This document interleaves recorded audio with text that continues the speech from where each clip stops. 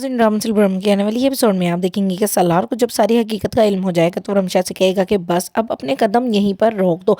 इतना सब कुछ लेने के बावजूद भी तुम्हारी लालच नहीं रुकी और अब भी तुम चाहती हो कि तुम हमारे साथ ऐसी गेमें खेलती रहो, तो इस चीज़ की मैं मज़ीद इजाज़त नहीं दूंगा। और मैं तो शुक्र अदा करता हूँ अपने रब का कि मैंने तुमसे मंगनी के लिए हाँ नहीं की, नहीं तो तुम तो सारी ज़िंदगी के लिए मेरे सर पे सवार हो जाती और पता नहीं हमारे साथ क्या क्या बुरा करती।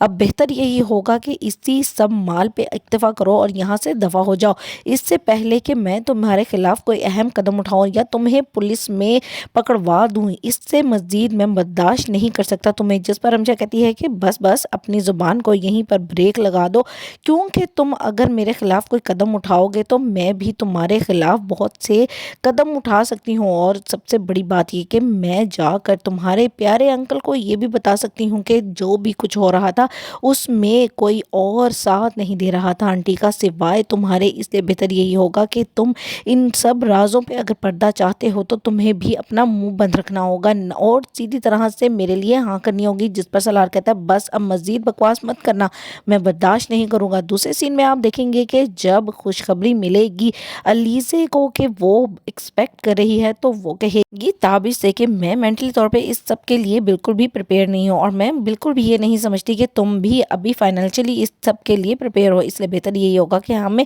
इन सब बातों को फोकस करते हुए इस बात के लिए कोई अहम स्टेप लेना होगा ताकि आगे चल के हमारी लाइफ बहुत ही ज़्यादा स्टेबल हो और हमें अपनी खुशियाँ बहुत ही अच्छे तरीके से इंजॉय करने का मौका मिले। इसलिए बेहतर यही होगा कि कोई ना कोई स्टेप तुम्हें भी लेना ही होगा। जिस पर ताबिश कहेगा होस्ट के नाखून लो अली से, मैं अभी तक तुम्हारी सारी हरकतें सिर्फ ये समझ के ही बर्दाश्त करता रहा कि तुम हमारे स्टेटस की नहीं हो और साथ एडजस्ट करने की कोशिश करी हो, लेकिन तुम्हारी ये बातें तो मेरा जहन बिल्कुल आउट कर रही हैं। इसलिए बेहतर यही है कि मुझे कॉम्प्रोमाइज़ करने पर मजबूर मत करती रहो। जिस पर एलिज़ा कहेगी कि लाइफ तुम्हारी भी ख़राब हो रही है और मेरी भी।